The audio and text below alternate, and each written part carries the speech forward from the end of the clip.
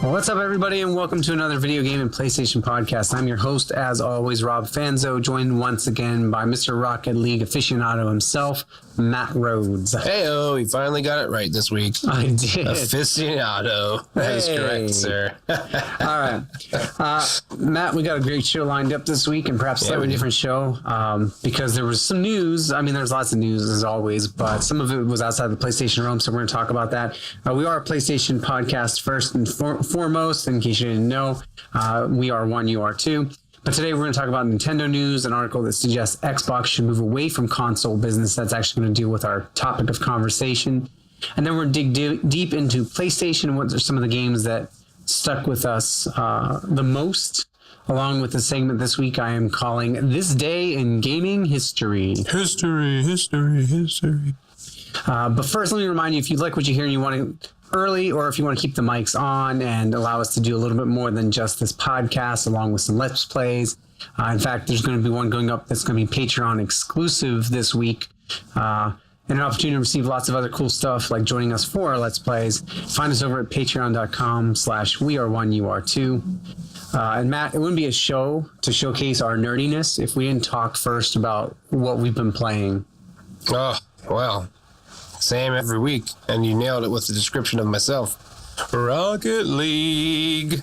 Is that all you've been playing this week, or? No, I played a little bit of Monster Hunter World as well. Yes, you did. Yeah, of course. I mean, how could you not? It's really good, and I don't know. I really like it. It's been really fun. I like the timed events they've been doing. Obviously, the Horizon Zero Dawn one that they had put out previously, and then the one that they're going to in the next couple weeks here. That's kind of exciting to get into, but yeah, kind of just playing it normally, and hopefully by the time that hopefully by the time the new timed event rolls around, I will have enough experience to do the event itself. Yeah, I'm hoping actually for the same thing. I've been playing a lot of well, not a lot, but I've been playing some Monster Hunter. I played some with you, obviously, this past week. Right. And then I dipped into a little bit of it last night too. And I did a couple side things, and I did go ahead and try again for that. I can't remember the name of it. It's the really bony one. Oh yeah, that we ran into, and so I know, we have till February 28th to get for Aloy's costume, right? It starts then. We have to get to Hunter rank 11, and so I'm hoping over the next 14 days, 15 or 13 days to kind of climb up there. And I did touch a little Rocket League, and I don't want to talk about it because I ran into some terrible partners, but what? In Rocket League? No. What a shock. But I did touch, and I think it's probably subconsciously because you scolded me last week and said I would never happen, or it was going into my backlog. But I did touch Persona 5. I finally got through Okamura's Palace, which I don't even want to talk about that a-hole and what he did to me. Yeah. So many things. I got through his, and so now I'm back to the fun part of Persona 5, which is the social stuff. And I also touched a little bit of Prey as well. Poor Celeste has kind of gotten on the back burner. I haven't finished her yet, but she's waiting there for you. She is. So we'll see what happens. She's still waiting for me. There's this. I've gotten to the end, but there's more apparently. Oh, really? Yeah, I went to the end, and then there's this other level. It's like, you can't do this yet. Come back. So I was like, oh, well. So I have to figure out what I have to achieve in the other levels. I think it's those crystal things to unlock it, but I'm not sure. Because there's those crystal hearts and stars or whatever, the Lucky Charm looking things. Okay. But it's not just the strawberries, it's something different. Did you ever come across anything else other than the strawberries in your playthrough? Yeah. Well, the B-side tapes, obviously, and then the crystal things you're talking about. I got one of them already. I didn't get one in the second level, and I'm looking for one in the third level. Yeah, I think I got one at the first level and one at the last level. I just happened upon them in those levels. So I'll have to go back and see what kind of crystal things, and then see what that opens up, if anything. I was looking at the trophies. It said something about there's seasides to it. No, I didn't notice that when I looked at the trophies before. Yeah. So maybe the C sides are like the crystal levels or something like that. Once you unlock once you get all the crystals, I don't know. Who knows? I'm gonna have to look at that. Cool. Well, that's what we've been playing. Also, for sure. Real quick, I mean, I still play with my Vita every day a little bit. So I've been working through Batman Arkham. What the hell is that called? Arkham Blackgate.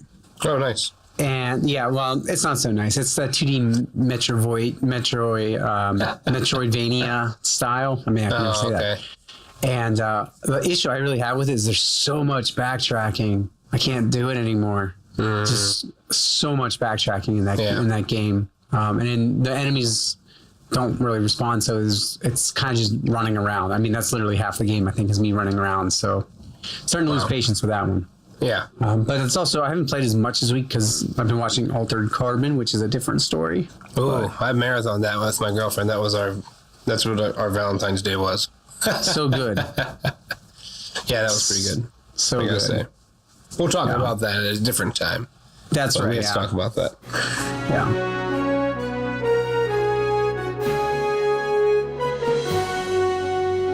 So this is PS-N, PlayStation-News. This is where we cover the news of PlayStation. Sometimes we'll be on it from the past week. We do record this typically on a Thursday, so you guys get the benefit of hearing everything that happened from the past week in case you missed it. And so I'm actually going to start off with a Nintendo Switch story today. Ooh. Yeah, I know. I thought this was really interesting, and I think this impacts Sony and Microsoft too, but the Switch envisions that, first off, they had a conference call, right? And they talked about how they actually envision almost everyone owning one. And so I think they meant in the entire world. I don't know. Still, it's nuts. But they want to support it for longer than the last generation. And when I say last generation, I mean Sony, Microsoft, which was like about 7 years or so. Right. I think they envisioned, if I remember correctly from that article, they said about 10 years. Wow. And so that's an insane amount of time. For sure. I don't think that'll impact Sony or Microsoft's decisions on their consoles, but that actually makes me more inclined to want to buy a Switch if I know I can not have to worry about another console for 10 years. Yeah, I mean, there's that. But also, I mean, I feel like Switch is more of like a handheld than a console. So I feel like that's partially because of partially why it wouldn't affect Xbox or Sony. I mean, they've clearly gone away from the handhelds. I mean, Xbox has never really been a handheld kind of a thing. And Sony, I don't think they care about Vita anymore, do they? No, that funeral was last year. They're on to 4K gaming and what that's going to mean for this next generation of consoles. Right. So we'll see what happens. The next thing that I want to talk about is IGN reported, and I saw this on more than one website, that Dragon Ball Fighters, right? Not the Z thing. Yeah, Fighters. Dropped around 80% of its player base 2 weeks after launch, going from 44,300 to around 9,000. That's just Steam, though. I don't know. That's nothing else. I just thought that was interesting. That's 80% of their player base. That's the biggest drop for a fighter since Tekken 7. But that's still 9,000 people playing it. Yeah, but the other thing is, what would you attribute that drop to? I mean, what came out? Well, on Steam, who knows? Something comes out every day, I feel like. But yeah, I also think, I mean, that's concurrent players, right? And so people probably played a lot through it and then just decided to step away from it, maybe get back to a backlog. I have no idea. I don't think it's a big deal. And they didn't say anything about consoles either. And so that doesn't mean there's not a strong console presence still. Yeah. So we'll see. Yeah, that makes sense. Number 3 on the list. Oh, by the way, I forgot to mention there are 9 items on this list today. So we're a third of the way through. Code Vein, which I'm super excited for, comes out later this year, I believe. Is made by Bandai Namco, same guys that helped with Dark Souls and Dragon Ball Fighters. They announced that they want to aggressively pursue more and more new IPs and new IP ideas, and so I'm kind of excited about that because I'm always about new intellectual properties. Yeah, for sure. I mean, look at Horizon Zero Dawn as a perfect example of a new IP, right? That's taken off. Yeah, it's a massive And so massive deal. So we'll see what happens there. Now, this one I thought was funny because we talked about this last week. Item number 4 on the list. I just read this today. U.S. Senator Maggie Hassan of New Hampshire sent a letter to the ESRB concerned with microtransaction. And it actually sounded like she wanted to have the rating changed if the game includes them.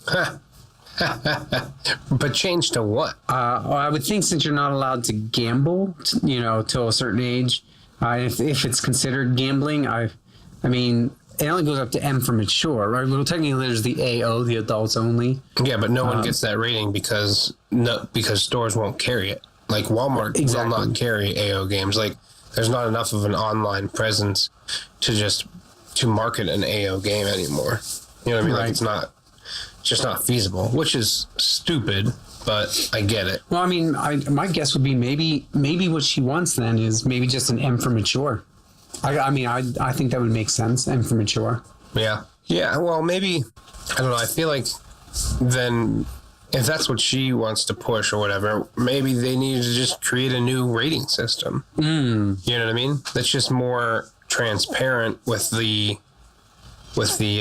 parents to let them know what exactly is going on as far as like, maybe it's, T for teen, but it's like a T plus symbol with like a little like money symbol, which signifies microtransactions or whatever. Yeah, I'm going to be very interested to see how this progresses over the next couple of months. Yeah. Considering all of that. And actually, this is kind of like item 4.5 that ties into that. I did see on Game Rant, there's a rumor supposedly going around that EA is at risk of losing the Star Wars license. That Disney may be shopping around and talking to like Ubisoft and Activision about publishing Star Wars games. Now, I don't know if that's necessarily true. I don't know if I'd hold on to that because if you do that Visceral game gets washed down the toilet. Or not Visceral, that one's already washed down the toilet. I'm sorry. I was thinking that because that's the one Amy Hennig was working on. The other one that I was thinking of was the one by Respawn. You guys made Titanfall. Yeah. And then you also have Battlefront 3, I'm sure that they probably are already plotting. So I'd be shocked if Disney is actually shopping around, but just the fallout from that last year and into this year seems to be that rumor. I would give more credence to it in the upcoming weeks if something happens with microtransactions. Yeah, I don't know. I mean, I think that it would make sense maybe for Disney to shop around, but at the same time, how much would that really affect EA? I mean, is it that huge of a deal that EA would like really suffer from it? I mean, they still have, first-person shooters that they make. They still, have the sports games that they make. Right. Well, you're talking about the money lost on those projects like that one from Respawn that's already been in development for over a year. So you're talking about lost money there. The other thing I guess you're talking about is future Battlefront sales. Even if it's 7-8 million copies, that's quite a bit of chunk of change. So we'll see. Back to Switch for a second. Number 5 here. Don't expect Microsoft. Don't expect Monster Hunter World on Switch anytime soon. Kotaku reports they spoke with someone at Capcom, and it sounds like there are too many challenges with the idea of it being portable and just the amount of work that would have to go into it. And so they did say they're looking to put another Monster Hunter game on Switch, or they're considering that as an option, but don't expect Monster Hunter World on there. Yeah, I mean, I think like everything is online, right? So I think it should be too hard to kind of work out logistically, wouldn't it? That would be a huge part of it. I mean, Rocket League's on Switch. I think it's such a complex system. Yeah, it would be tough. Yeah, but like Rocket League, that plays into it. The max amount of people. And this is if you're playing chaos mode is like 8, right? Mm-hmm. But what is it, like 10 per session on Monster Hunter? Yeah. If you're talking about in those bases, yeah. I think hunts they don't allow. Or at least again, noob here, but I mean, I've never seen anything more than 4 on the missions or the quests. Right.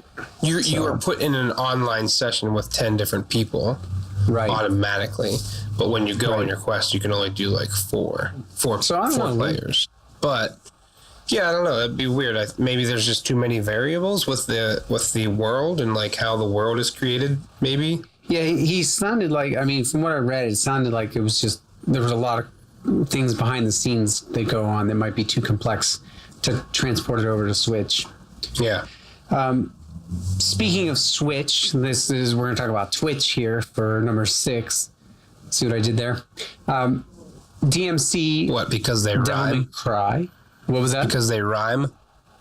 Yeah. Lame. That is a perfect transition. Sure. Sure. Whatever you need to tell yourself.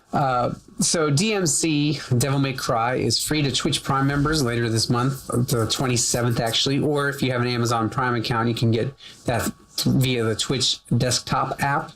And so if you're a PC owner and you've never played Devil May Cry, the original is free this month later on. They didn't say how long that promotion's running for, but you can pick it up for free. That's pretty cool. I like that. Amazon Prime members get that extra bonus with Twitch. Yeah. You get that kind of account that get the Twitch Prime account that gives you stuff like that. Yeah, and you can basically throw that money at somebody. Yeah. If I become a Twitch partner, you can throw that money my way. So number 7, For Honor, has a birthday this week. It is a year-old. Ooh, and fancy. I know. Happy birthday to For Honor. Happy birthday. I've never played it beyond the beta. It celebrates having 1 million unique players every month, apparently, with a total player base of 7.5 million, it said. This is according to Ubisoft, who apparently people love it despite it being a massive drop in users after Season 1. But what this reminded me of is I saw an article earlier this week posted online about how Ubisoft only wants to make all their games as service for you. And if you think about that, they're still supporting For Honor and people have come back to it. They're still supporting The Division and people have crawled back to that and played that quite a bit more. And Rainbow Six had way less people playing it at launch than they do now.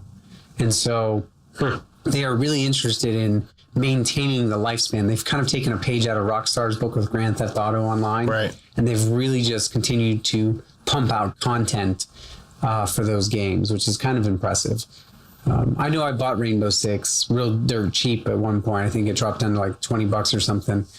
And I have yet to play it, but maybe I'll hop in at some point just talking about it here. I guess my question is, what do they mean by unique players? 1 million unique players every month. I guess they mean people who haven't played it before. 1 million different players? Yeah, apparently. Yeah, interesting. Yeah, so I mean, that tells you something about the life of the game. It's really hung on there. Yeah, surprisingly, actually. I mean, the beta was good, but when you see that much of a drop-off, you're like, oh, wow, are people going to really care about it? They're really going to come back to this? Yeah, I was surprised too, to be honest, but apparently they do. Number 8 is for you. Hey-o. Hot Wheels is making a real-life Rocket League set ball with a smart device, remote-controlled car, a charging base, and I guess a giant map. And so I guess they're going to be like pretty big RC cars. Nice. And all that can be yours for $180. Sweet. And you get cosmetic DLC for the game. What? Well, Yeah. I mean, come on. How could you not be excited about that? It's pretty awesome. Yeah, I mean, just in time. I mean, it's releasing later this year, I think, and so, you could always get that and go outside in the summertime and play Rocket League in your driveway. It's gonna be the new pastime: Hot Wheels Rocket League in the driveway. I'm of two minds of this. It's interesting. I would never spend money on it, but I also think it's really dumb that the smart device, your phone basically, is going to remote control the car. It's going to be the remote control for the car. Why do you think it's dumb? You said? Yeah. I'd rather have like a physical remote control in my hand, like the old RC cars. Yeah, but I think that's more of like a technology thing / It is. cut cost. I mean, because really, what is a little controller in your hand but like a little radio wave thing, right? I mean, so it's kind of pretty much what Bluetooth is anyways, to a large extent. Yeah. Right? Yeah, you're right. So I'd like to see how aerials work, though.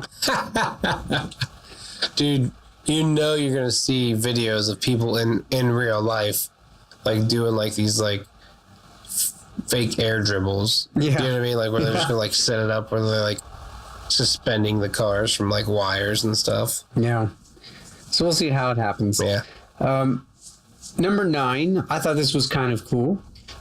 Evil Within 2, part of my backlog, received a free update recently from Bethesda announced.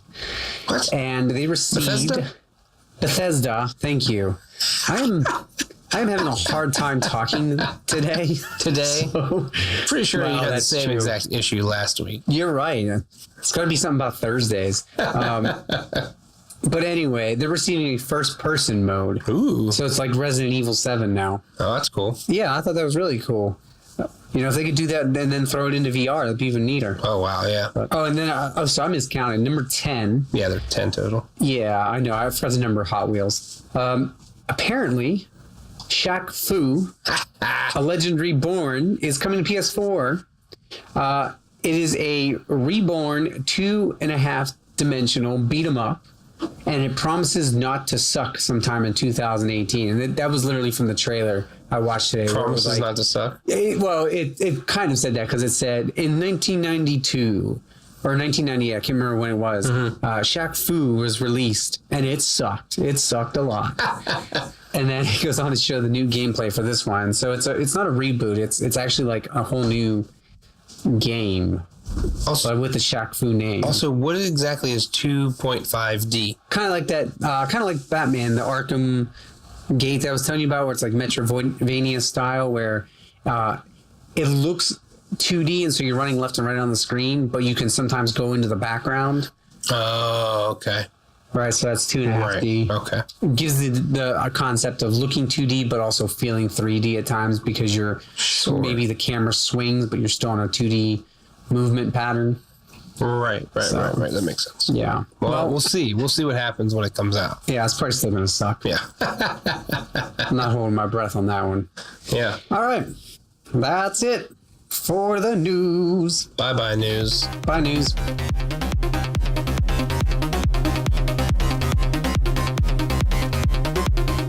Matt, it's talk time. Oh. Topic of conversation. Yes, it is. This is a segment where we talk in depth about something that interests us for the week, or from you, the listener. If you are at the $5 and above tier on Patreon, Give us that you cash. get an opportunity to submit your topic of conversation for the show. Ooh, fun. This one this week, though, comes from an article that Matt found Hey-o. for us. I'm doing things, folks. I'm doing things. I know, he didn't even have to donate $5. I'm donating my time, which is way more than $5 worth. True. Just So why don't you tell us a little bit about it? Well, you kick it off, and then we'll go from there, yeah. Yeah, it's an article I found on Business Insider about Xbox, and it's like the article is called "Microsoft has a problem with Xbox that it can't buy its way out of," and it's basically kind of details 4 different scenarios in which maybe Xbox could do something to buy themselves help in the console industry. We should clarify that's because Nintendo's crushing it with over 14 million Switch consoles sold already. Yeah. And then if you look at PlayStation with over 70 million, Xbox kind of in this weird spot where it should be closer to Sony, and yet Switch is catching up to it already. Yeah, exactly. It's only sold like 30 to 50 million, according to the article. Right. You know, so it's a distant second place behind the 70 that PlayStation has. But with how much Switch is selling and how quickly it's selling, you're right. It's hard on the heels of Xbox, and the last thing Xbox wants is to be overtaken by Nintendo because they've been in last place for years. Right? You know what I mean? Like there's only 3 of them, but still they've been in last place. I mean, since I don't know, PlayStation 1 came out. Maybe? The Wii they had a runaway with, right? What? But the Wii came well out after PS3 and Xbox, and so that was kind of a weird PS3 step. and Wii came out at the same time. Oh, did they? Yeah. Oh, my bad. Yeah, it was the same holiday season. I remember buying both. My dad was like, "Where'd you spend all that money on those consoles?" Blah, blah, blah. I was like, "I made the money. I'm gonna spend it on what I want. Thank you."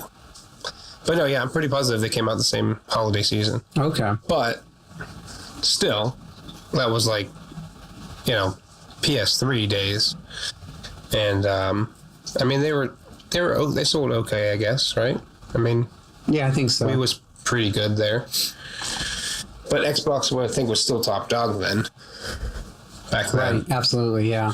360 era, definitely. Then 4 came out and Xbox kind of pooped the bed a little bit with Xbox One.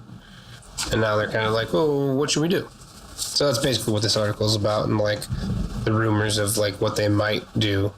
But yeah, it's a pretty interesting read, actually. You know, I mean, it's like one of the first things that they were like, one of the first suggestions, I guess, was that Microsoft could buy a game publisher or development studio, because that's been like the most recent rumor. Well, how much would that really benefit them? Yeah, probably zero. To be honest, you don't want to purchase a large game development company, because they enjoy their multi-platform success, and so you're going to strip away a lot of things from them. Exactly. What this article could have suggested for that was, instead of buying a game publisher development studio, how about if they start one up? Or if they are going to buy one, they could buy a smaller one. Right. Something like, look at how Sony has all these first-party studios, and then almost, if you want to call them second-party studios, where they're independent of Sony, but they still make games solely for Sony. Sure. You know, Microsoft could easily do that, and that's actually, I think, what has killed them from PS3 into this PS4 is, and I know me personally anyway, I love my exclusives. Like, Sony has amazing exclusives that just resonate with me in a way that nothing on Xbox did. You know, I don't need Halo, I don't need Gears of War, the bro shooter, if you want to call them. But they had a lot of other stuff that has resonated with me, and they continue to do that, and Microsoft hasn't. Or when they do something like Fable that seems really interesting, gets canceled. But then Cuphead's really cool. But then, and this is, I think, ties into that second one there, is you can play Cuphead on PC. Yeah. So why do I need an Xbox? Right. Well, yeah, that's kind of, yeah. Well, see, that's the thing. Like, I love my Xbox One exclusive like franchise that I love is Dead Rising. I feel like they've done an awesome job with that. But what was it? Dead Rising 2, and now a couple of the other ones are on Sony again. It's Sony. I mean, they allowed. I forget who the maker is. I should have looked, but for Dead Rising 2, Sony was allowed the rights to it as well. So it was a the Dead Rising 2 ended up being a multi-platform, and they just recently released Capcom. Yeah, I thought it was Capcom. Yep. They just recently released all the ones that they don't have, that Xbox doesn't have exclusivity for, like on like the PlayStation Network, and like a remastered edition basically. So Dead Rising 2, and then the Dead Rising Off the Record, which is basically, it was like 2.5, I think. Yeah. Because I'm not sure if it was, I don't know if it was exclusively DLC for 2, or if it was just kind of like a 2.5 where it was built off the same thing, takes place in the same area, but you're a different guy. Yeah, I'm not sure. I'm not up on that franchise. Yeah. But yeah, 3 and 4 are both exclusive, except 4 is only exclusive for a year. So come November, Sony will get 4. It'll be like Tomb Raider was, where Xbox got the exclusivity for a year, but after that, PlayStation gets the rights to them too. So I'll be buying that come the holiday season. But yeah, I think that people realize even their exclusive games are realizing that, you know, they are selling themselves short by almost double. Yeah. Double, because I mean, you know, you have like 40 million and PlayStation has 70. Well, that's half of what they have.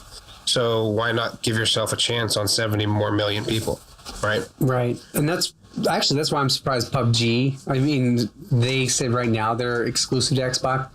I wouldn't be surprised if they do come out and say, oh, it's been a year, we're going to be coming to PS4. Right. Because you are missing out on quite a bit. Not that PC doesn't have, a ton of opportunity there too, but. Well, yeah, exactly. And that's the thing. Like when PC games, with PC games, it's most of the time because Microsoft is a PC company. They're like, well, we're going to let you play it on the PC because that still benefits them. Right. Right. And that kind of ties into what their second proposal is. And I think this is the best one of all, which is Microsoft could lean into the PC business and walk away from consoles altogether. And then the PC wise would basically Xbox would basically just be like an emulator on Windows 10 or whatever, right? Right. It would be just like the platform would be on the PC, which I think is like the smartest thing, because then you can kind of play it everywhere. You can, have it on your, maybe have stuff on your mobile device or whatever, or or your on your pads. Whatever runs Xbox, or whatever runs like Microsoft 10 or Windows 10 rather, would you'd be able to run it per se, and then ultimately you then start to compete with Nintendo as well. Steam. Well, and Steam, yeah. Because that's what it would really be. It would be like a Steam type concept there, right? I mean, Valve is a private company, and so we don't really know how much it's worth, and I think the article talks about that. But you would basically could compete with or tie yourself into Steam somehow, right? And utilize that, and I know that even with Sony's remote play, that's kind of nice too. And so, if you can play your games anywhere, I mean, that's really, Nintendo's kind of done a nice job with that with Switch, is being able to play your games anywhere. Yeah. Having a console experience on the home or on the go. And, Microsoft's trying to do that with I think, Xbox Game Pass and allowing their games to be on PC. But they're kind of cutting into themselves in a different way. Sony's smart with remote play, because at least then I could do that too. I don't know. I mean, we'll see. I think if Microsoft goes towards that, like the Steam store thing, like you're talking about, as an emulator or type of thing like that, what I would worry about is that how would that impact Sony, and would Sony go, well, you know what, we need to move that direction too, and then consoles really are gone and it's just PC gaming. So. Well, I mean, yeah, I think, but just a possibility. Well, yeah, but from the Sony aspect of it, I feel like that would be like Sony admitting defeat, because how many people own a Sony PC? Right. No, you're right. Yeah. Or even if they have a Sony PC, what runs it? Windows, right? I mean, unless it's Apple, it's most likely a Windows OS, right? Mm-hmm. So, I mean, that market is cornered to a certain extent, but then that means that Sony would either have to come up with their own operating system, maybe, which would be a huge competition, right? I mean, that's something completely different, right? Right. With something that Microsoft has like owned for the longest time. I mean, it was weren't they sued at some point by the government for being a monopoly because that was like the only operating system that was offered on computers? I'm not sure on that one, but possibly. Yeah, I'm pretty sure like in like the 2000s it was like the government looked into them about being a monopoly because that was just like what came with everything. It was Microsoft. There was no choice in the matter, right? Right. It was only like people that like developers that liked, what was it, Linux? That's an OS, right? Yep. I know that was like a customizable kind of a OS or whatever, and then of course Apple. So it was like Apple or Microsoft basically. Even if you were buying like an HP or a Dell, it didn't matter what company of computer you were buying, it was still Microsoft versus Apple. Right. But yeah, but you're talking about the Steam thing, and that's where they go with 3. Like the third on the list was, Microsoft could buy Valve and thus acquiring Steam and much more, but it's a private company, so how much is it really worth? And if they went public, it would probably, it says that in the article, it says Patcher estimated Valve did around $2 billion in Steam sales in 2017. Yeah. So there's no, I mean, for them to like shell out that much money, I think would be insane. I agree. You know what I mean? And that's even if Gabe Newell, the president of Valve, wants to sell at all. You know what I mean? Like, it's a private company. Who's to say that he even wants to sell it? Yeah. Especially when when they're selling $2 billion worth of product a year. Right. You know? I mean, I agree 100%. That's a interesting paycheck to walk away from. You know what I mean? Not obviously, not all that goes to him, but like, you know, right? I know what you're saying. Goes to the developers and all that stuff. But still, for him to kind of just like have like a platform for these developers to just put out their stuff there, and him just to kind of charge like a fee for that. I mean, why would he walk away from that? Yeah, I would agree with that 100%. If you don't mind, we'll jump to number 4 here. Yeah, sure. Because these last two are the ones that one of them I think is very, very unlikely to happen. And the other one I think I would like to see how it works out. And that is number 4 is Microsoft jumps out ahead of Sony with a new generation, right? Yeah. Now they did release the Xbox One X, right? Right? Yeah, for sure. And so I feel like that is kind of their like half step towards the generation because it's more powerful, even though it'll play the other ones, blah blah blah. I don't know that that'll necessarily happen because that seems like a console. Let's be honest, console people are stingy. We don't like to have to spend money on new consoles every 2 years like we do phones. Well, of course, because or like some people do. But it's funny though. It's funny that you mentioned phones because, I mean, we are stingy like that because like, oh, we want this to last. We've spent $500 on this, but look at the phones. Look how much you're spending. You're spending what, almost $1,000 on a cell phone every year. Yeah, most people do. Yeah, or a lot of people do. I should say. Yeah. I don't, but I mean, I have the Galaxy S7, so it's been a couple of years for me as well, but that's also how the companies are set up, right? I mean, AT&T, Verizon, they have like these next plans or these plans that basically, because they know that's what people want, that's how they're setting up their services. Right. So you're basically leasing the phone, right? You're paying month to month for the service and also for the phone. And then once you turn in your phone to get a new one at the end of the year, they basically say, okay, well, you don't have to pay us back for that. You don't have to pay off the whole amount of the phone. We'll let you off the hook for how much you've already paid. So you're investing in that phone for a year. But still, I mean, at what, $40 a month times 12, that's still almost as much as a console would be, right?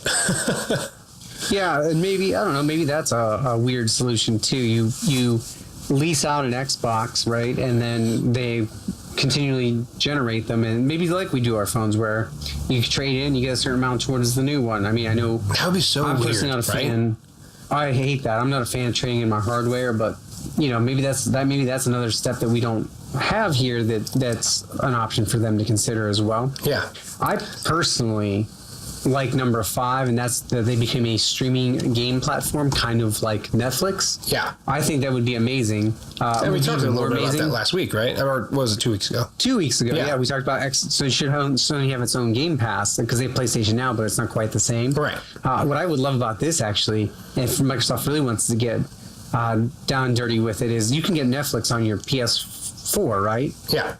They could offer Xbox Game. I doubt Sony would ever let them do this, but they offer Xbox Game Pass on Sony's console, and so you are getting revenue, even though it's your competitor's console. You are getting, since you're not in the console business anymore, you're now getting revenue from people who are streaming your library of games or games that you make as you go into just being a publisher, right? And you get them off of Sony. I doubt that would happen. As amazing as that sounds, there's no effing way Sony would do. I mean, if they don't even want to cross play a game like Rocket League with Xbox, there's no way they'd be like, oh yeah, you can stream stuff off our system too. Yeah, because I doubt it too. Because I mean, especially when, well, that's the thing though. I mean, when you're winning the war, why would you say yes? Why would you agree to terms like that just hurt you? Right. You know what I mean? Like you're winning. why would you concede any kind of, when you want to crush your competitor, why would you concede any kind of points to them? Yeah.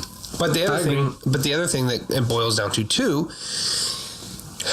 with it being like a streaming thing, would it be a legit streaming thing, or would it be like a Game Pass where you downloaded them? Because it just, being in North Carolina where you are, internet's not great. So streaming a game, what are you trying to say about us? would be, just like your internet service. It's not great. Yeah, I know. I'm not in the big city of Chicago. Well, yeah. Well, that's the thing. Like, even, and in certain areas, you only get one choice. There are monopolies like that, especially in the cable industry, where you can only get Comcast, or you can only get Time Warner, or whatever. Right. Like, you can, that's just what's there, and that's all you're allowed to have, because they are the ones that basically own that area. Yeah, and so I can see where that would be problematic, and I think huge problem. That's why PlayStation Now doesn't work or appeal to anyone, because especially multiplayer online games, think about lag. Like, I know I remote play on my MacBook all the time. Yeah.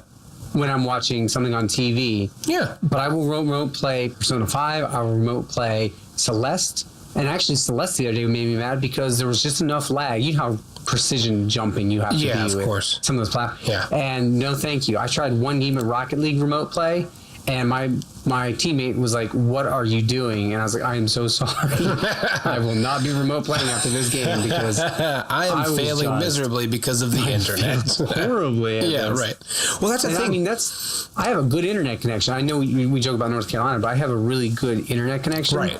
I pay for it for the gaming. Yeah, of course. I do too. I have a huge thing, and it's funny because they'll call me all the time. Oh, can we get you in better service? I'm like, I don't need a different service. I need this height of speed. I was like, all I do is stream Netflix, Hulu, and online game. And if I don't have that speed, I will not be able to do online gaming, and I'll be super mad about it. Yeah. Because it's rough. Because I don't know. Maybe they've just set up more servers in Rocket League, but there'll be games where I'm in Rocket League, and I'll be like, U.S. East or U.S. West or whatever. Either way, I'm in the middle of the country. I don't know why they don't have a U.S. Central, because, how many people live in Chicago? It's the third largest city in the country. Anyways, but, they must have new servers in places, because there'll be games where my ping is 120. And I was like, there's no way that's possible. Especially if my roommate's not here and not pulling from the internet, and, my phone's not on Wi-Fi. If I'm the only one here, there's no way my ping should be that high. No. Right? It has to do a little bit to do with what's pulling from it, but it also has to do with proximity to the server, right? Isn't that kind of what ping is? So if it's further away, that's fine, but then I have to adjust my playing, and it's tough. I know there are people that have 200 some ping and still play like that. And it boggles my mind. And there are people that are good at it too. But they've probably had it for a long time, and they've just adjusted. They've basically become predictors in themselves. Okay, well, the ball's going to be here. I'm lagging behind this much. This is where it's actually going to be. And they're good at it. It's weird. Freaking, NASA equations over there. Yeah, exactly, right? Yeah, they're making physical and mechanical engineering, oh, good Lord. Yeah, exactly. They're going through these ridiculous mathematical equations in their head just to hit the ball properly and not look like a tool because their ping's 200 or whatever. Yeah, so, we'll see. Yeah, I think it would have to be downloadable like that. But that's the option I kind of like. I actually kind of wish Sony would do a Game Pass, because sometimes I play a game long enough that it wouldn't be worth it, right? We talked about this, about, the length of time you hang on to a game. Yeah. Other times I play a game and I start and I never get back to it and I move on to something else. And I would be totally okay with that too. And so, I don't know, we'll see what happens. And Nintendo obviously does their own thing, so I don't think it would hurt. Yeah, they always do. And I don't think it would hurt Microsoft actually to try doing their own thing and seeing how that works out for them too. But we'll see what happens. Yeah, because I don't know. Yeah, if it's a streaming platform or whatever, that's, I don't think there's anything wrong with that per se, but I think it would have to be like a downloadable thing if they're going to do it right. Like you get to download, because like there's like this service that my girlfriend has, but the company itself provides a service in making sure that all of these files are scanned for viruses, right? That you're not going to get like, and basically what they do is they give you 15 gigabytes of cloud space a month for like $10, say. Right. So you're paying $10 for this 15 gigabytes worth of cloud space, and on top of that, to make sure that you're not going to get a virus on your computer because everything's scanned. So I think if they go for the Game Pass, that should be the kind of thing they get. So it's just whatever you have downloaded to that cloud, right? So it's not you can add or delete whatever you want. So I think that's the way they should go. You get a certain amount of space per month, and then maybe that's how they make more money. Maybe they have people that want to pay for higher tiers of space because they want to have a couple games that they can bounce around to and from, right? So, it'd be kind of like the GameFly thing where you get out 1 disc or 2 discs at a time, that kind of a thing. But it has to do with the size of the game. So it's an interesting thought. Yeah. So if they did that, and then you can just delete them whenever you wanted, and then you can just because you now have that free space, then you can just download a new one. Well, something to consider there. Yeah, I mean, I think that would be kind of the coolest way to go about it. I mean, obviously, how big are games? Right. They're huge now, right? Let's see. Hold on, let me see. With the disc, Assassin's Creed is 50 gigabyte minimum. Wow. Yeah, so that's nuts. But that's pretty normal now, though. Right, of course, yeah. So it would have to be upwards of like 100 gigs worth of space in the cloud or whatever if they're doing that. Maybe like you get like 65 for like a certain price, and maybe you get like 150 for another price, because that would basically be like 2 games, right? Right.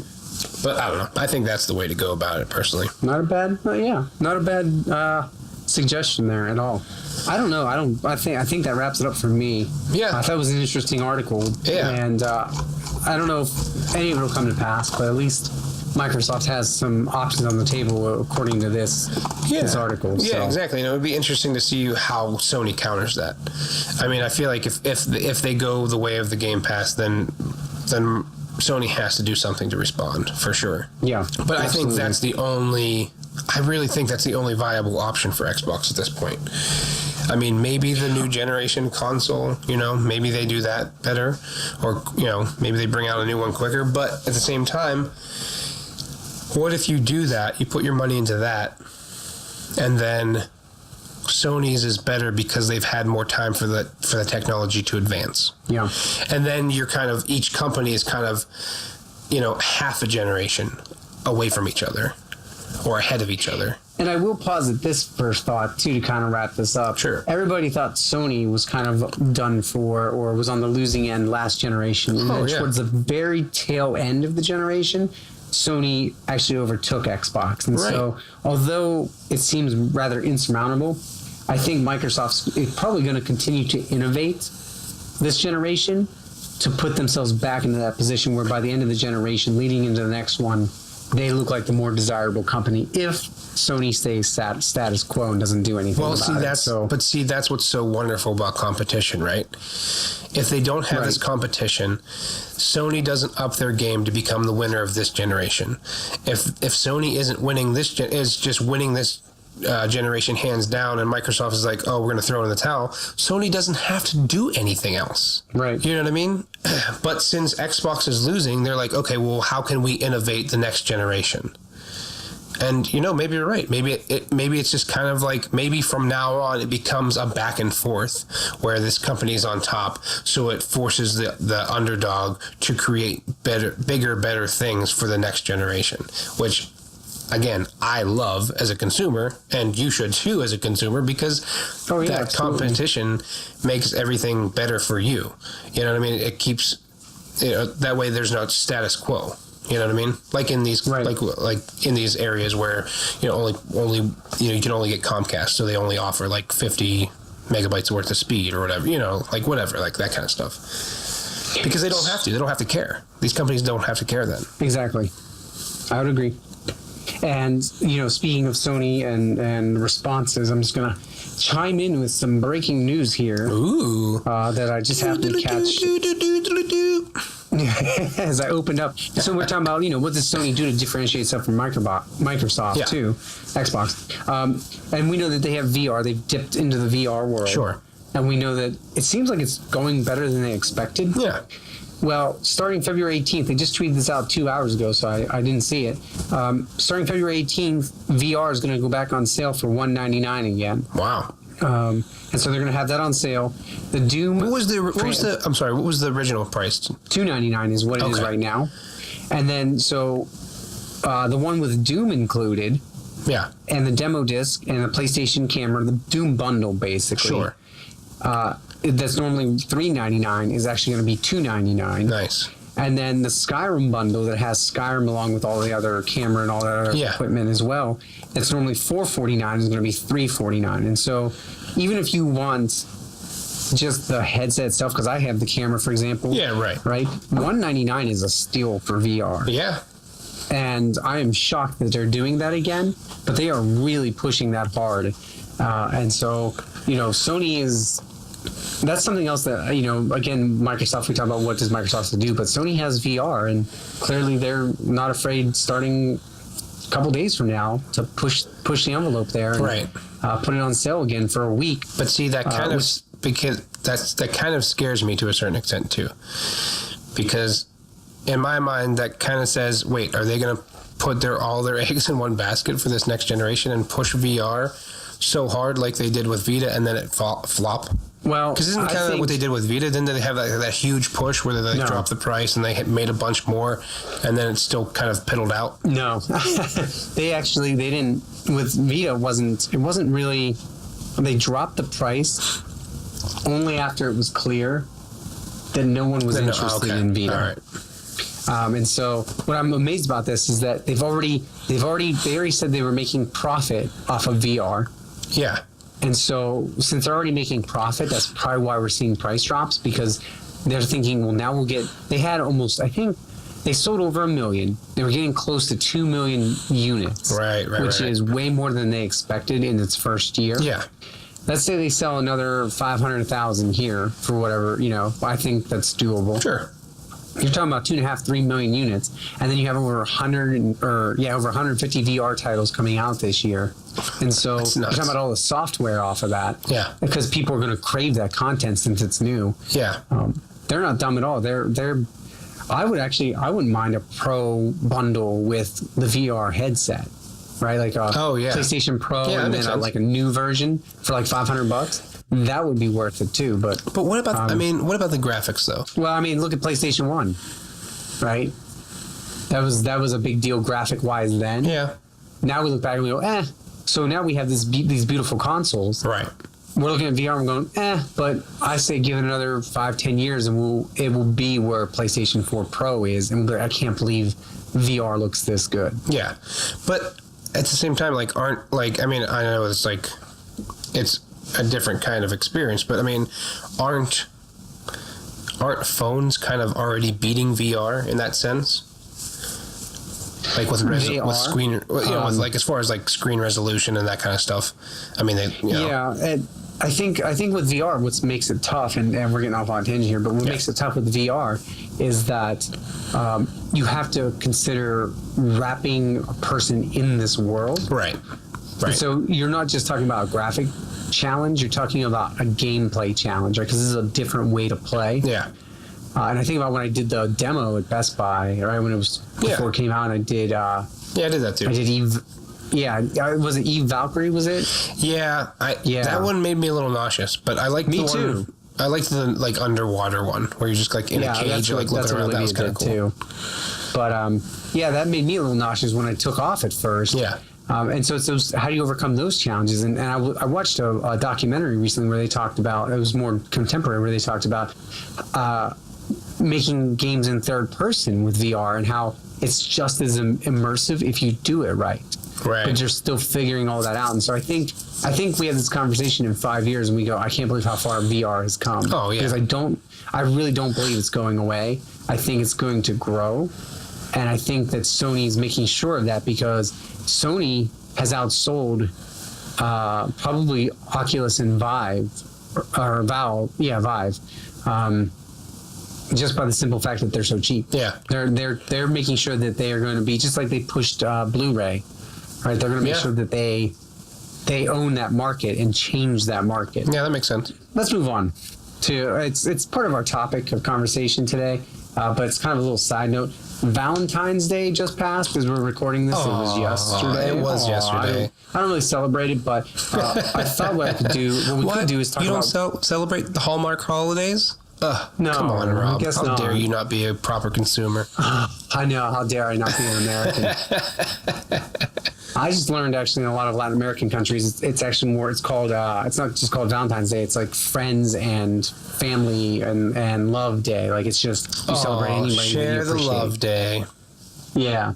And so it just passed. So I thought we could talk about what some of our, or just even mention some of our favorite video game relationships. Yeah. And I jotted down some today that popped into my head as I was going through. And so the first one that pops into my head, and a relationship, I'm talking just they have a good connection or they care for each other in whatever form that might be, was Joel and Ellie from The Last of Us. I think that's probably top. Honestly, I mean that's really up there for how well that was written and how it's basically like a father-daughter duo, even though they're not actually related. I mean, and just like just what they're put through in that whole game. I mean, it was such a ridiculous relationship. Yeah, there was such growth. Oh yeah, right? For sure. And we cared so much too because we grew with them. I feel like we were exactly. There. It's kind of like the two friends you see get together in the beginning. Yeah. And you're there for their whole relationship, so you get to see and you just because you're a part of that. Yep. Yeah. And so that was one that popped in my head. One that was a little bit more just I enjoy the game. It was Booker and Elizabeth from BioShock Infinite. Mm-hmm. Yeah, for sure. My game of the year last year, Nier Automata, 2B and 9S, their relationship.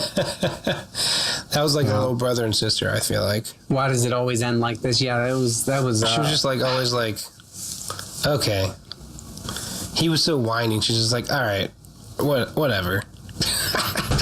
Well, and I know you didn't finish the game, but when you get to the end, I didn't. You're right. But when you get to the end, and when I say finish the game, I mean like that. It's like you play through to what you think is the end, and then it picks back up, but from the other side of 9S's playthrough. And then when you get through that, you get a third one where that's where the real story begins. And you really learn, especially on one side quest, you really learn about 2B and 9S's relationship, and it's so complicated and dark in a way that's probably up there for me with Joel and Ellie. And then I dipped into the past with Mario and Princess Peach, Aerith and Cloud from Final Fantasy VII. I remember, I think I might have cried when he lowers her down into the water because she dies in Final Fantasy VII.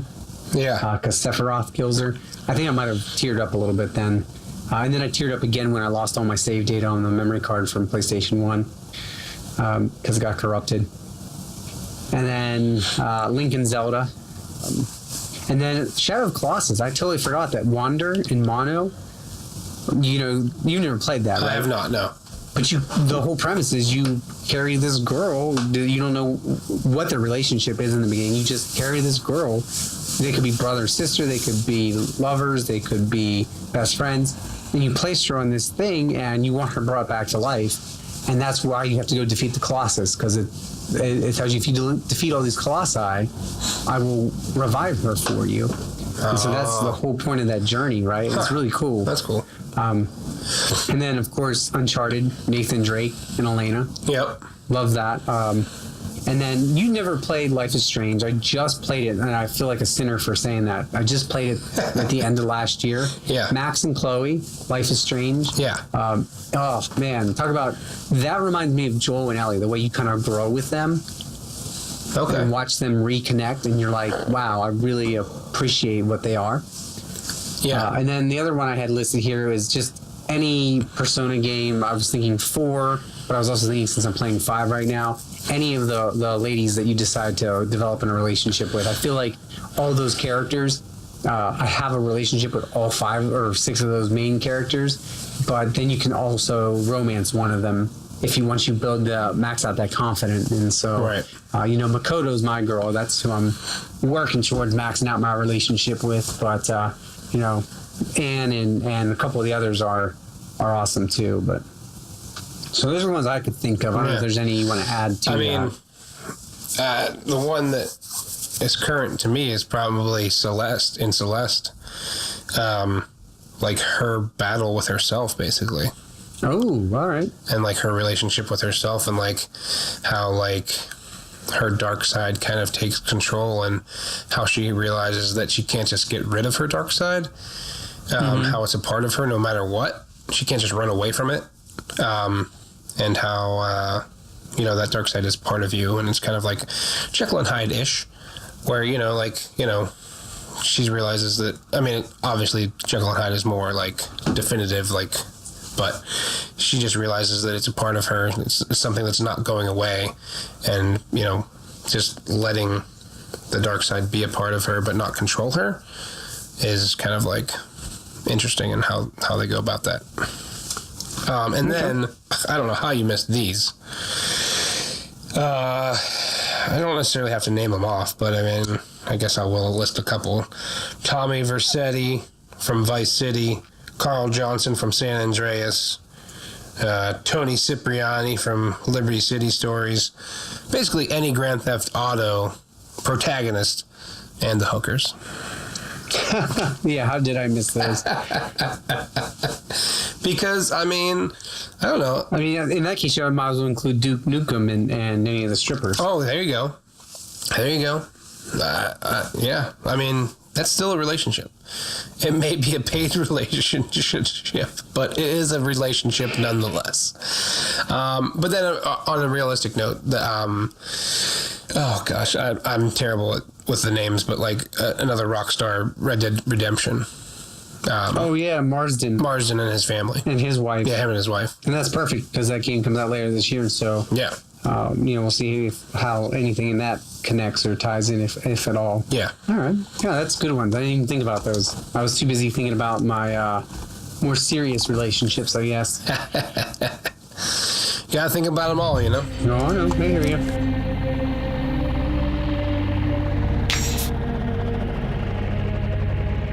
So this next segment won't exist this week, but I thought I'd mention it since, I would like to have somebody for it, and I call it Hello, It's Me, a listener. And listeners, you need to write in, even if there's 5 of you. I would love to hear from you. Find me on Facebook at the Facebook group. I have a Facebook group now for We Are One, You Are Two. You can email me at gmail.com at the same thing. There's a Facebook page. You can tweet at me at PSGamerFans. I mean, take your pick, really. Patreon, you can even go above and beyond, and you don't have to send in me mail. You just give me $5 and a topic, and whatever you want to do. I don't care. I know I'm so cheap. Yeah. Such a terrible plugger. However, Matt, yes. Moving on from that, because this is more important. For sure. We have a new segment this week that I have come up with. New segment. What? New. And I'm going to call it, and we're going to do this every week because I think this is a really cool idea. I'm going to call it This Day in Gaming History. History. And so I wanted to point out some, we're recording on the 15th of February, and so I thought, what came out 33 years ago in 1985? In Japan, Galaga, Demons of Death came out on the NES. Galaga. And, wow. Yeah. That's pretty awesome. And, we don't think too much about February as being game release dates, right? Yeah. But 13 years ago, Tenchu, Fatal Shadows released on PlayStation 2. Nice. As well as Xenosaga Episode 2, Jensetz von Gott und Boss, whatever that is. That was my best German. It's pretty good. On PSP, Tales of Destiny 2 in Japan released on this day. Nice. Plants vs. Zombies. Here's a big one. 8 years ago. Wow. February 15, 2010, iOS, right? Plants vs. Zombies came out. Oh my gosh. 8 years ago now. That's nuts, dude. That is nuts, isn't it? That's so bizarre. Yeah. Good Lord. I mean, I beat that. I played the crap out of it on iOS. Oh, for sure. I loved it. 7 years ago, so a year later, Back to the Future, the game, episode 1. So Telltale's very beginnings, right? Yeah. Near their very beginnings. That's important because look how big they are now. Oh, for sure. Hyper Dimension Neptunia came out on PS3 as well, which they've been tons of those. Yeah. And then Marvel vs. Capcom 3, Fate of Two Worlds came out on PlayStation 3 and Xbox 360, which I think is a big deal. Nice. And I don't quite understand this one, so I'm actually going to look it up real quick because I did not see this before. And if this is true, then we should have thrown a party. I don't understand what this means, and I don't think it's right. But 6 years ago, it says PlayStation Vita, and that's all it says. But that's not correct because it came out December 17th of 2011. Yeah. And so I wonder if that's in another country, perhaps. Maybe, yeah. And they just forgot to label it. Yeah. Oh, yes. Oh, my bad. Japan came out December 17th, 2011. In North America, today, the Vita came out. Wow. 6 years ago. What a wonderful handheld system. Happy birthday to the Dead system. I still play every day. I should have prepared a eulogy. I forgot. Yeah, exactly. There you go. He's still holding on, folks. Wait, I mean, there's one that I'm looking at, but you didn't read it off. But what'd I miss? Dante's Inferno? Oh, yeah, Dante's Inferno. I did. Well, I was getting there. You know why? Oh, my bad. Oh, no, you know what? Dante's Inferno, I believe, came out on Valentine's Day. I think I looked that up. That makes sense. And that was, I wanted to throw that one in there because it was Valentine's Day, and I thought that was, meant to be. I remember the advertisements in the campaign advertisements for that, where they were basically selling that as a Valentine's Day, come rescue your lover from hell. I mean, well, there you go. There's another relationship, right? Yeah. Dante and his wife that he goes into hell for to try to rescue. Exactly. So yeah, that one I did have on there, and then the other ones I wanted to mention just real quick on the Vita, because these were all release titles, right? Day titles: Rayman Origins, Uncharted: Golden Abyss, Wipeout 2048, Ultimate Marvel vs. Capcom 3, Golden Abyss. So happy birthday to the Vita! Oh, happy birthday! We'll miss you dearly. Yeah, what's the death day on for the Vita? I don't know. E3 of last year when they didn't talk about it at all. Maybe, yeah. Oh, well. It is what it is. Yeah, what can you do? Nothing, I guess, because the Vita is dead. Oh, poor Vita. I know, so. But you know what? It's okay. Yeah, it's okay. Life moves on. Literally. Vita, right? That means life, does it not? Or no, wait, Vita's water. Is Vita water? No. No, Vita means life. Yeah, it's life. Yeah, so I was right. I mean, you need water to live, so I guess that counts. Yeah. I'm trying to help you out here. Appreciate it. But I was right the first time. That's what I'm saying. You were. Okay. You were.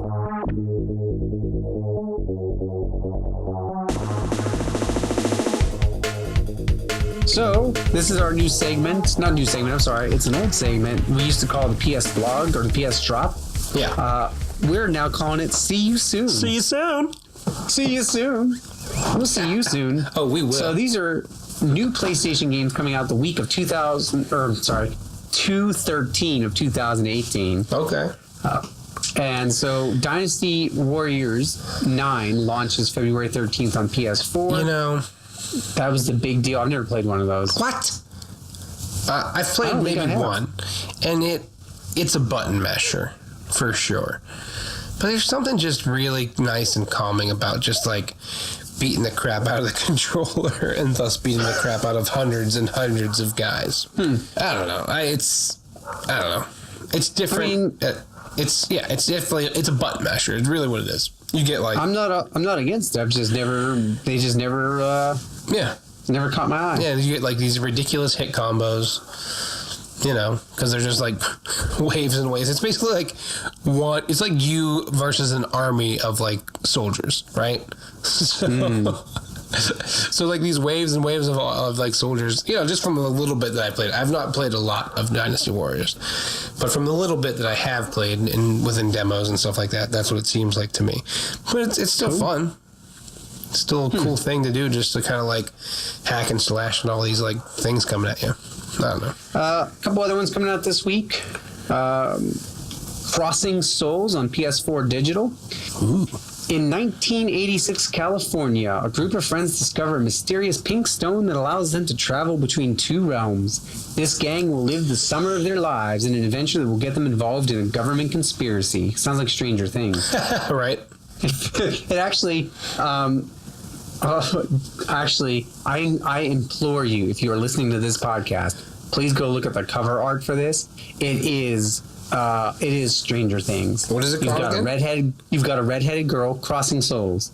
You've got a redheaded girl. You've got the nerdy looking guy. You've got the black kid. You've got the guy that looks kind of edgy. I mean, it's Stranger Things. Look it up. Tell me it's not Stranger Things. I'm gonna. Oh my gosh! What is it not? Oh wow! Yeah, that's just based on that cover art, right? Yeah, they even have bicycles. No, they don't. On the cover art. Yeah, the cover art. There's a bicycle. Oh, okay. Well, the thing on the blog looks a little bit different. I see what you're saying with that, though. Yeah. The thing that I looked up, there's definitely a dude on a bicycle. Oh, yeah, they're on a bicycle. Yeah, you're right. There's one kid on a bicycle with like a slingshot. Yep. There's a Men in Black looking dude. There's a... Yep. Yeah. Yeah, it's basically Stranger Things game. That's cool. CubeWorks, PSVR in digital. Welcome to CubeWorks, a VR game designed to challenge players' spatial manipulation and problem-solving abilities as they advance through various stages in a top-secret laboratory.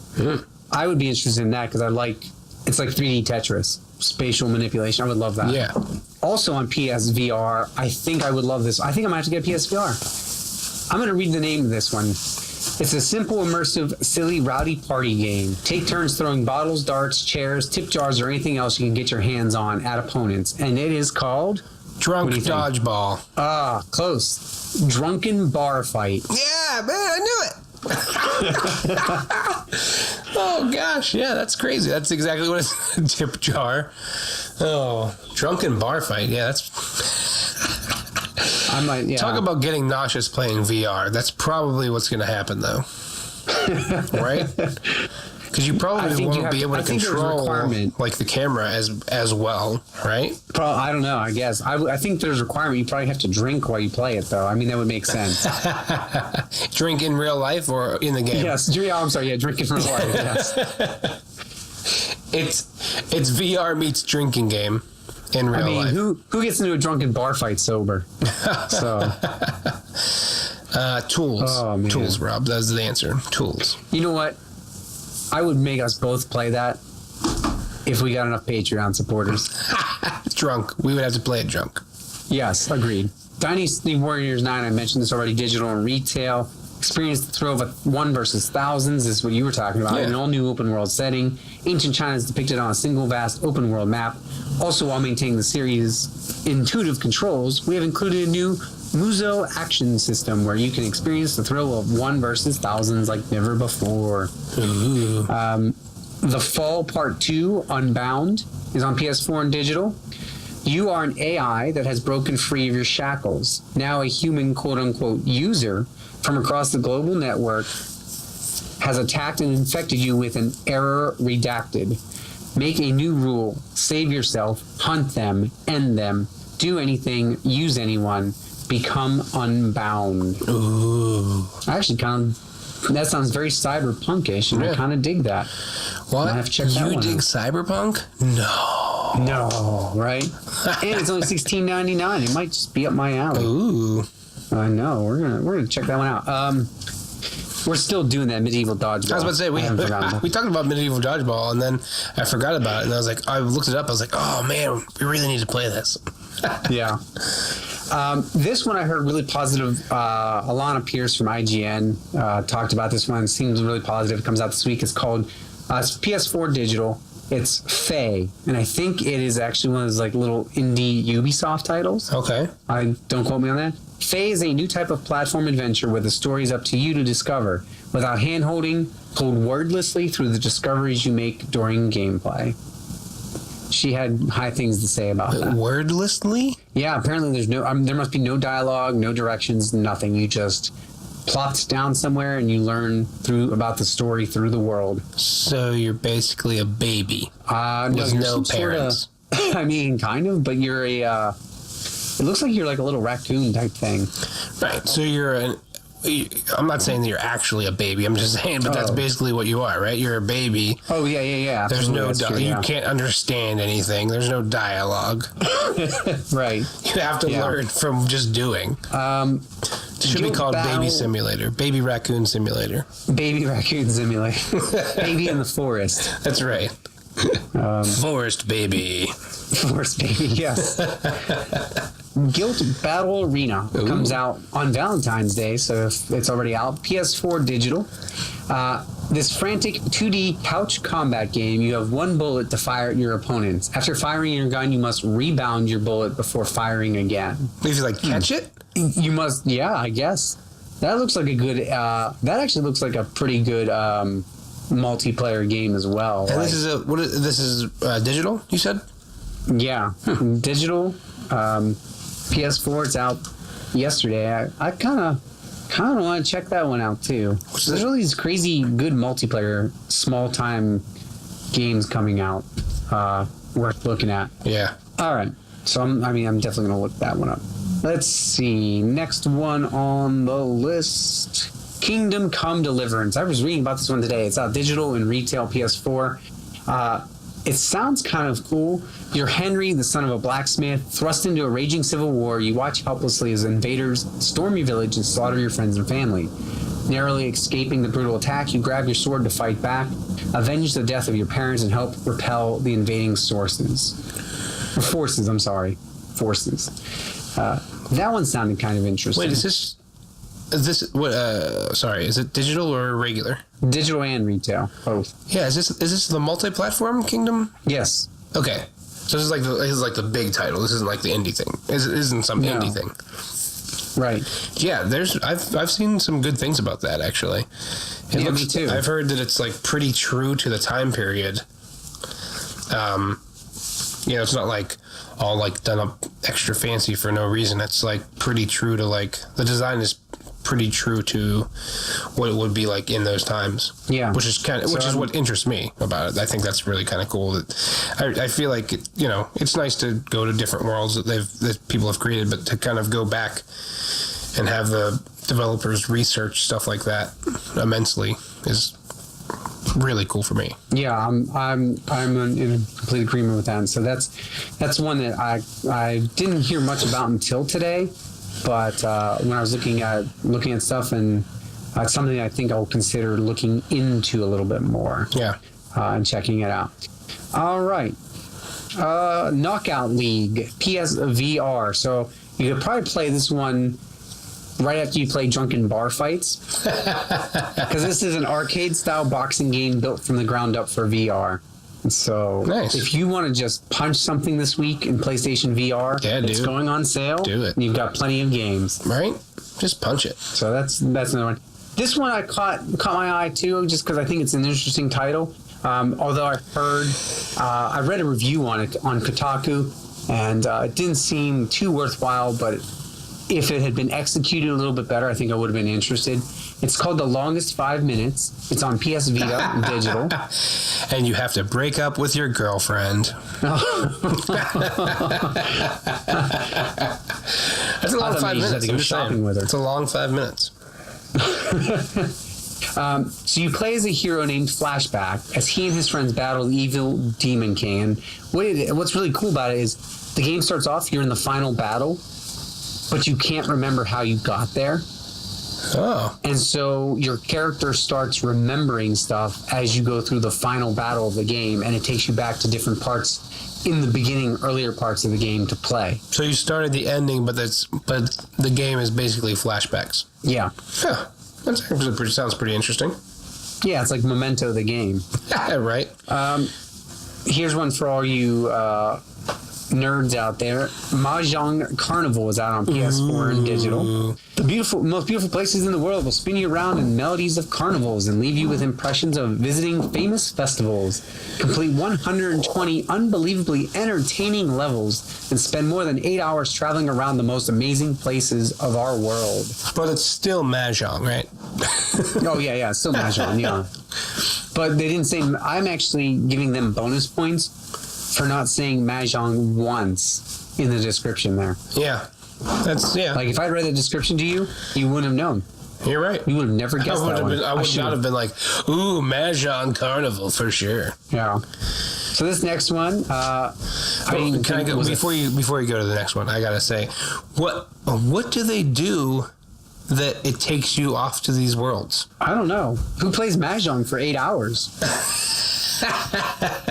A lot of people. Oh, I don't know how long a game of that lasts. It's like, see, I don't know.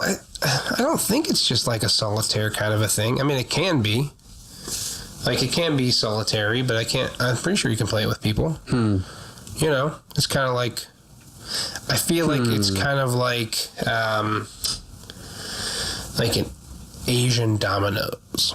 Okay, fair enough. You know what I mean? Right? Sure, yeah. Yeah, like I feel like that's kind of what it is. Like it's that kind of a game where not necessarily anything we've been exposed to, but still a huge game in its own right. I mean, I've played it on the computer, you know, matching tiles and stuff like that, but I mean, it's not, you know, I don't know. Just, again, still not something I've been super exposed to. This next one's interesting. PS4 digital and retail. Didn't think it was a thing. Monster Energy Supercross, the official video game. I can't remember the last time we got a licensed game that sounds like this. The official video game? Yes, Monster Energy Supercross. Is this a TV show or a cartoon or a book or something? What? Do you know what Monster Energy is, right? Oh, like the drink? Yeah, no, I'm talking about a drink. It's a license, Good like the Lord. drink. And it's Supercross, like the guys on the bikes, right? Raced on official tracks, Daytona included, with the official riders from the 250SX and 450SX to experience one of the most spectacular and entertaining racing competition ever. It should be competitions, but, whatever. I'm not a grammar guy or anything.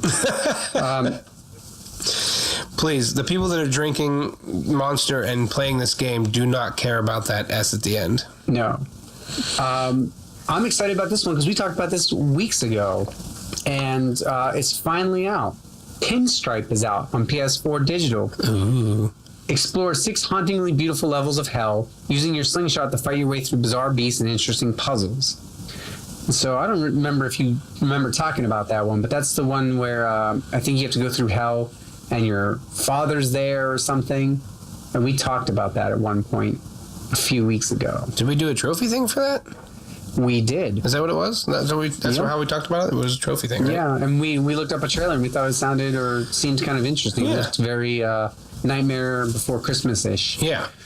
Yeah. So that's finally out this week. Cool. Another one that's out this week that I've seen multiple times. I didn't know what the heck it was. And so I highly doubt this is going to help me any with this one-sentence description. It's on PSVR digital. It's called Pop-Up Pilgrims. Put on your PSVR headset and use the simple controls to guide the pilgrims around each beautifully drawn stage. That's it. What? That is it. That's it. That's all we get for description. Gosh. We're going to guide them around our stage. I don't know what that means. I don't know what it looks like, but that's it. I did just check too. Pinstripe is, by the way, 20% off right now, so you can get it for $12. $12? What? In the PS store. Maybe that's what I'll do when we're done recording. Maybe. Shock. You tell me how to pronounce this one. SCHACHT.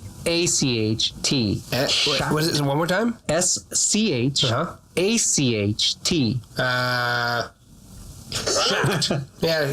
Yeah. Or shatched. Snatched. I don't know.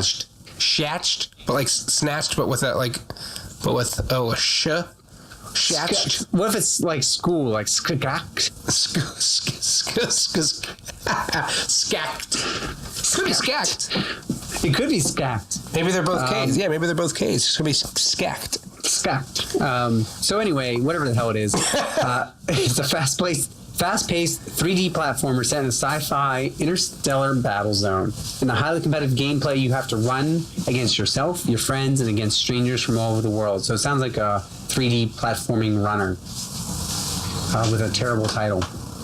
I did hear this was maybe it's like an onomatopoeia. Maybe that's the noise you make as you like kill something. It's like oh yeah, I like that. You know, like a little sound effect, just to remind you a million times of how to pronounce the damn thing. Exactly. That's the only reason that's the only word of mouth they're getting is from the game itself. Secret of Mana from 1993 is out this week on PS4 digital retail. It's out 2/15 digital and retail.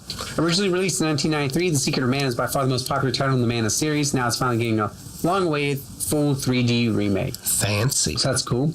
PS4 digital this week also came out yesterday. Slice, Dice, and Rice.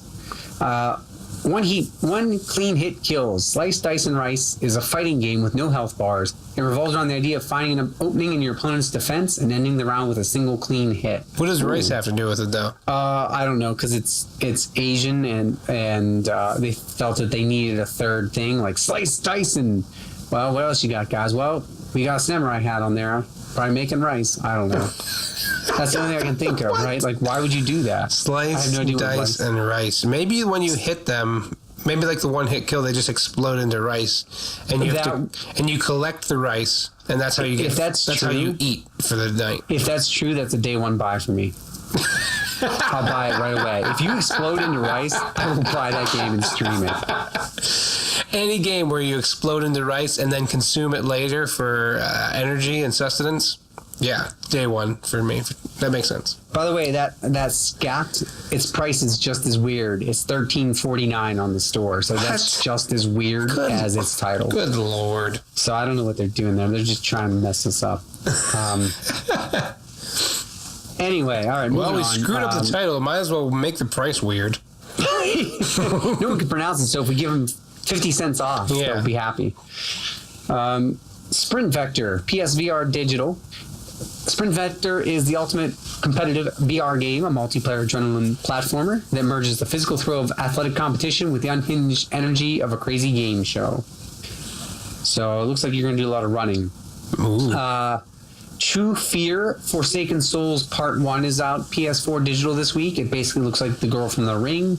Combines the best of psychological thriller with intuitive gameplay mechanics for a mind-bending mystery escape game. Wow. Yeah, and that completes your See You Soon for the week. See you soon.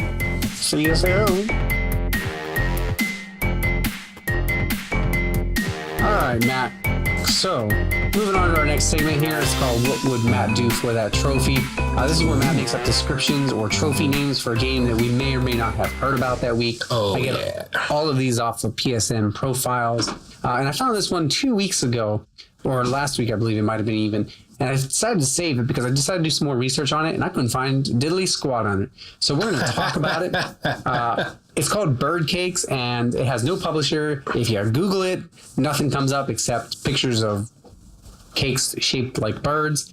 And no Trust one me, I knows just anything Googled about that. it. That's literally what happened. Yeah, nobody knows anything about it. So we're going to talk about some of the trophies anyway, because I think they're funny. They're all have to do with killing a fly, Matt. And so let's try and see if you can get some of these. Okay. All right. So the first one you get a trophy for is when you kill a sugar-licking fly. What would it be called? Sugar-licking fly? Yep. Sweet swatter. Oh, close. Try flybeatus. Flyabeatus? Yeah. These are going to be good. Okay. And now that I know that that's where they're coming from, I'll have a better idea of how to guess. Yes. Okay. All right. Flyabeatus. That's probably my favorite. So I had to lead with that one. Okay. Kill an enormous fly. Kill an enormous fly. Big Papa Swat. Not bad. Truffle. Truffle. Okay. This one's a little bit more self-evident.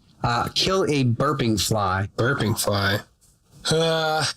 Is it just belch? You're close. Yeah, these are all one word. I should give you that preface. Oh, okay. This one's called burpee. Burpee. Okay. Yeah. All right. So how about this one?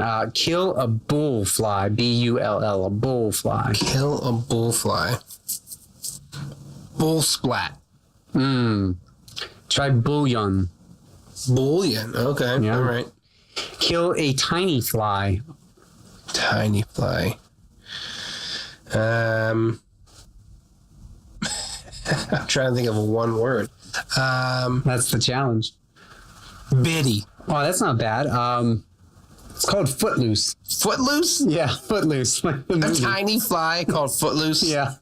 Ridiculous. How about let's go with kill a sniper fly. Gotcha. Sniper Sniper. with an AH on the end. Sniper. Kill a missile launching fly. Missile launching fly. Rocket Man. That would be good if is Rocket Man one word or two? I don't know. It's called Missile-fly. Missile fly? Yeah, Missile-fly, like missile with Missile fly. Missile-fly. Yeah, okay. Here we I was laughing at the next couple here. Kill a robotic fly. Oh, You might have this in your house. I have this in my house. What? Yeah, some people do. Oh gosh, what are they called? What am I thinking of? Oh, I can't think of the thing.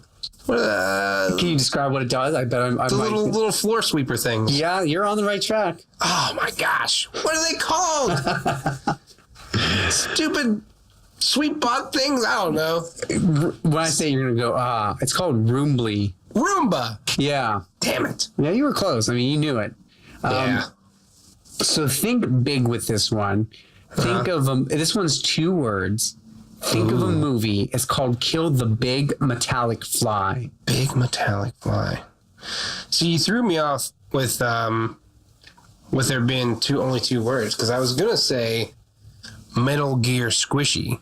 Oh. You know, I thought it was gonna be like a video game play on words. No, this is a play on a giant animal. A giant animal. A 90s movie. Giant animal. Oh, Iron Giant? Oh, no, that's a good one. Steamfly Willie. Steamfly Willie. Oh, man. These are ridiculous. Let's see if there's any other good ones here. So... Fliabetes is probably the best that's still. the best one. This one's not bad. Kill a muscular fly. Muscular fly? Mm-hmm. Let's see. Muscular fly. Pumped. Oh, that was good. Fly steroids. All Fly one word. steroids? Yeah. What? It's one word, so maybe it's flisteroids, I guess. Flisteroids. Right? Yeah. Yeah, and there's like 10 more like that. They're not always as creative or fun. Sure. You know, kill a skeleton fly is Bonamarango. Kill a demon fly is Devlin. Mm-hmm. Kill a candy fly is Kando. Mm-hmm. And then there's, this one's an odd one. Beat a wave with a pink cupcake, and it's called pancake. So I don't think that necessarily works, but... These were fun and silly. They were. I don't think it's a game. No. All right. Well, it'd be weird if it was, and I would probably play it. I would play this. I hope it's a real game. We'll find out. Fliabetes. That's the best one for sure. I mean, it has a plat. What? Mm-hmm. So we'll see. We'll see. What's the plat called? Super Squisher? No, the plat is called Birdcakes. Unlock all trophies. Nothing fun. Nothing fun. Why don't platinums ever have a fun name? I don't know. Like, that's the best trophy in the game. Some of them do. I'm trying to think. There was one that I really appreciated that I might have played, and I obviously didn't earn it, but I remember thinking, man, that would be a great one to have. Yeah, I don't remember them. Like, they're just like, you got all the trophies. Here's a platinum. Yeah, they are rather disappointing in that regard, aren't they? Yeah. I do like Undertales. And Undertale's an easy one to earn. It's called Don't You Have Anything Better to Do? Yes, okay. So there are some out there, right? Right, some. But few and far between, my friend. The Telltale ones aren't bad. You know, Borderlands was called We Had Fun, didn't we? Yeah. So, you know, there are a few out there. I think if I remember correctly, too. No, I take that back. I thought Bloodborne had a fun one, but it doesn't. But yeah, there are some fun ones out there. You're right, though. They are fewer and far in between. They're just like, congratulations, you've unlocked everything. Yeah, exactly. You know, it's not nearly. Well, didn't My Name Is Mayo have a? No, it didn't have a platinum. Yes, it did. Yeah, I had platinum, but it wasn't just anything called fancy. My Name Is Mayo. Right, yeah. Shoot. Oh well. I like when they just call them Platinum Trophy too, though. That really busts my bubble. When you earned the Platinum Trophy, what was it called? Platinum Trophy. Platinum Trophy. I did like Taco wow. Masters. Thank you so much for naming the trophy. I know. Pay us. We'll come up with them. Yeah, seriously. I mean, I don't mind. I'll do it. I'm a good namer. Yeah. I came up with See You Soon. Yeah. You did. Can't even, you know, I had to pay him $5 for that. That's right. All right. Matt, that's going to wrap it up for this week. Yeah. The one thing I will say real quick, the one thing I forgot to mention, this is way back when we were talking about VR and whatever, is I think it would be amazing to play that Egypt tour that Assassin's Creed Origins has in VR. Yes. Something like that would be just mind-bogglingly fun. I agree. I would dig that. Yeah. That'd be super awesome. Well, but yeah, that was my last 2 cents. Hey, maybe we'll see. We'll have to go on Reddit because that's where apparently Ubisoft listens to people. Exactly. So, all right. Well, if you have anything that you want to hear in the future, whether it's a segment or you just want to correct us on something because we screwed something up, which I think we probably do every week, feel free to call us out on it. If you have a suggestion, if you just want to say hi, you can email me at weare1ur2@gmail.com. Find us on patreon.com. We are one, you are two. Throw a couple bucks our way if you like what you hear, because I really would like to do this full time for you all, and I'm sure Matt would too. Heck yeah. And we'll get some more Let's Plays up. Those will be Patreon exclusives for now, something to, you know, give you your bang for your buck. Until next time, guys, game on. Game on.